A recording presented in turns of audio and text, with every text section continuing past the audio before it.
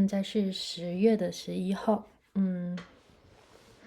我其实一直忘了我们是在南半球还是北半球。总之，我们这一个半球的话是秋天了，所以大家注意添衣，保持寒冷。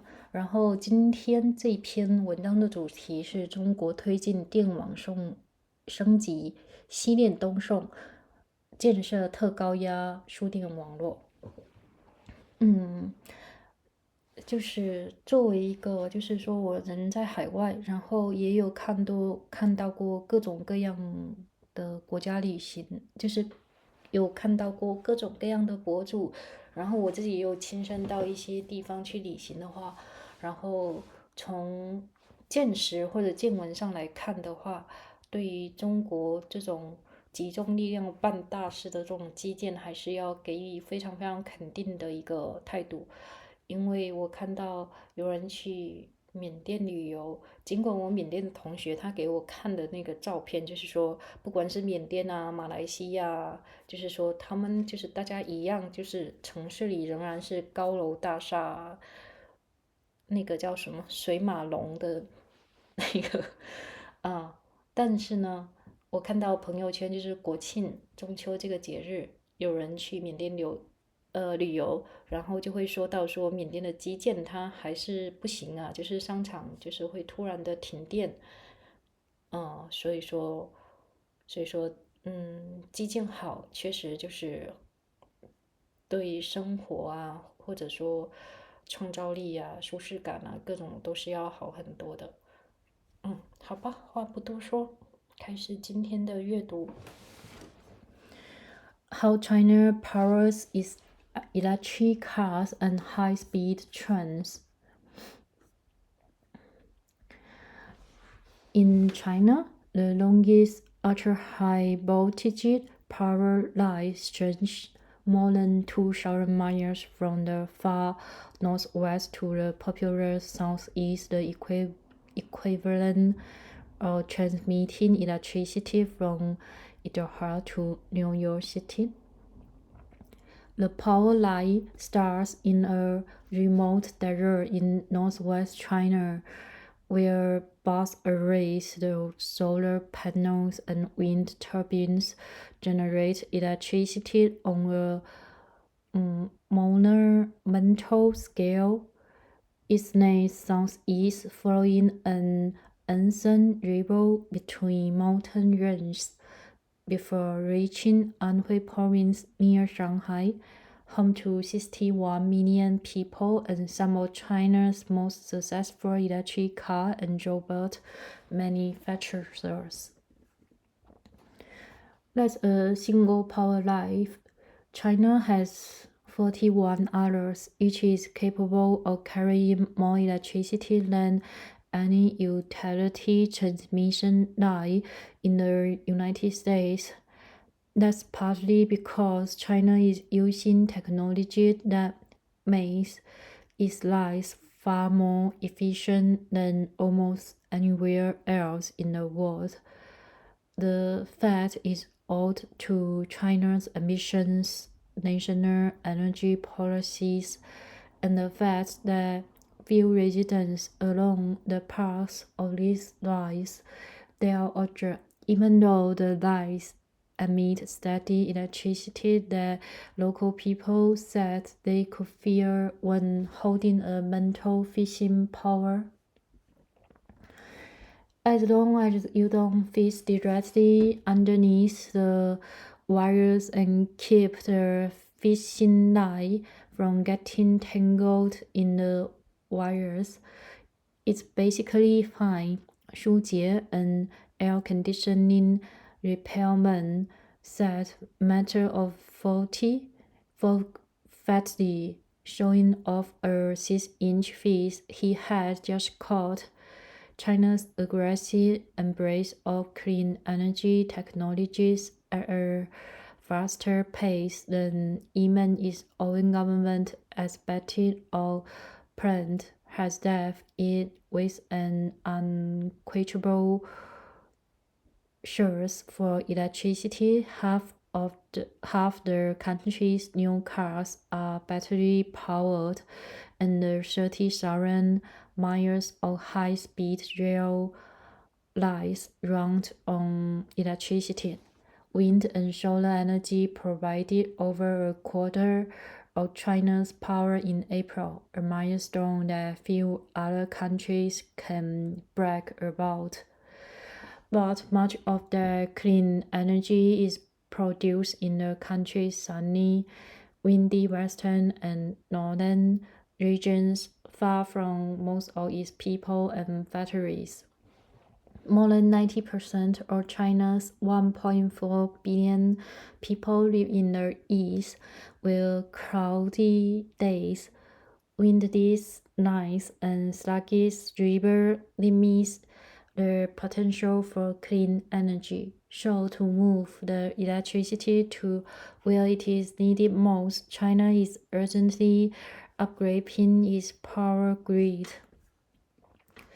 Beijing's central planner have been underestimated the country's swift adoption of solar and wind energy, are building the world's first nationwide grid of ultra-high voltage power transmission lines. Beijing's expansion of its power grid contrasts sharply with President Trump's Geo Baby Geo approach of doubling down on fossil fuel and rolling back federal programs to spur greater use of clean energies. In July, the Energy Department terminated its commitment to President a $4.9 billion guarantee for construction of the Grand Belt Express power line to take wind power from Kansas to cities in Illinois and Indiana. The 800-mile ultra-high voltage line, which would have covered a shorter distance than thousands of lines already built in China, run into criticism from rural landowner and Republican lawmakers. Even before Mr. Trump took office, other renewable energy projects in the United States had to wait as long as 17 years for permits to be approved for transmission lines running a few hundred miles. Many of China's ultra-high voltage lines use direct current technology, which allows them to carry electricity for long distance with barely any of the transmission loss that affect most high-power lines in other countries. China's most efficient power lines have brought consequences for the global race against climate change. They will help determine how quickly China can reduce its leading use of coal, a stand on the country's clean energy track record. China used as much coal as the entire rest of the world and emits more greenhouse gas than the United States and the European Union combined. The more advanced power grid is starting to address a central problem facing China's energy planners. In its western regions, where the weather is favorable for solar, wind, and hydroelectric power, China produces more renewable energy than it can use. Xi Jinping, China's top leader, set a goal in 2020 of tripling the country's capacity to generate wind and solar energy by 2030. The country reached that mark last year, 6 years ahead of schedule. The country's government-owned electricity transmission giant State Grid was caught unprepared. State Grid is good at building things, but not 6 years ahead. said David Wiesman, an electricity consultant in Shanghai. In some recent months, of China's wind and solar capacity has gone unused, partly because the grid was unable to move all the power generated. To improve the power system's ability to absorb new energy, we must accelerate the construction of power grid projects supporting new energy. Du Zhongmin, electricity director of the National Energy Administration in China, said at a news conference last year, China already consumes twice as much electricity as the United States. By 2050, China plans to triple its count on ultra-high voltage routes. The most recent public Chinese data from the end of 2024 showing 19 lines transmission power at 800 kilowatts, another 22 lines operated at 1000 kilovolts. One of them, the behemoth, terminated in Guquan, transmits enough electricity at 1100 kilovolts to power more than 7 million American households or 40 million to 50 million Chinese households.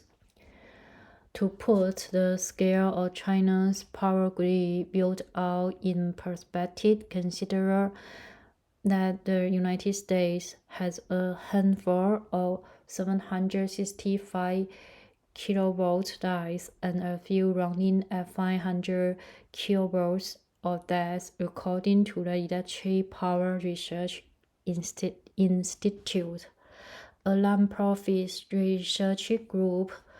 The 765 kilovolt lines together total about 2,000 miles, the length of a single line across China.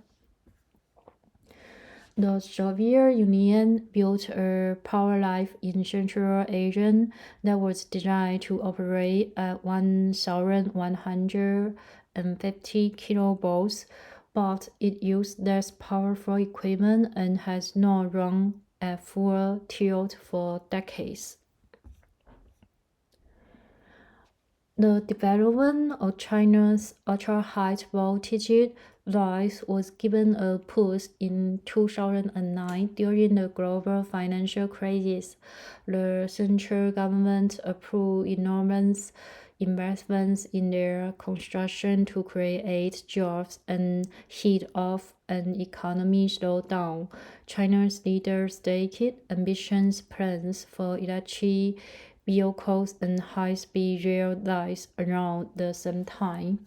In March 2011, the construction of ultra-high voltage lines gained further momentum from the partial meltdown of three nuclear reactors after the earthquake and tsunami in Fukushima, Japan.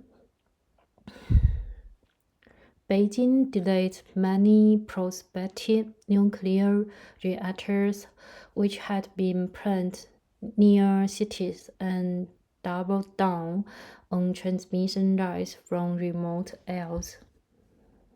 Construction of the power lines has helped China reduce the emissions of toxic air pollution and greenhouse gas.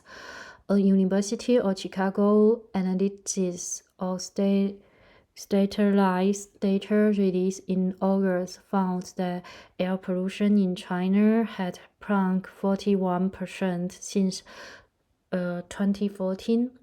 That added amount 2 years to the country's average life expectancy.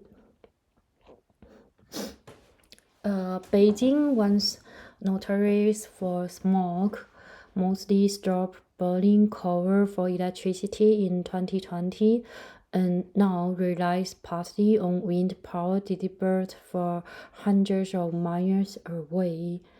China's ultra-high voltage network has helped the country limit its dependence on imported oil and natural gas, but it has also created new vulnerabilities. Much of northwestern China, where many of the lines are being built, is mountainous. As a result, lines had to be close bunch as they hug a single flood-prone tributary of the Yellow River that passed between earthquake-prone mountain range from Dunhuang to Lanzhou in Gansu province. Dunhuang to Lanzhou in Gansu province. For decades, countries have talked about building power lines similar to China. They have found it difficult to persuade people living along the routes to access any high power lines, much less ultra high voltage lines. China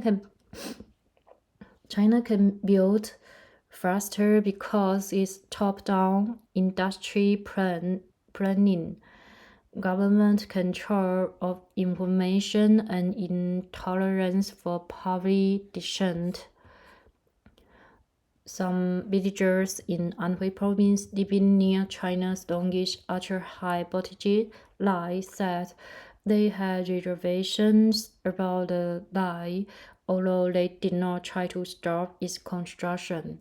The line carries mostly solar and wind energy, as well as some coal fire power from the Gamentungguo Desert in Xinjiang. It helps supply electricity to big eastern Chinese cities like Shanghai, Hangzhou, and Nanjing.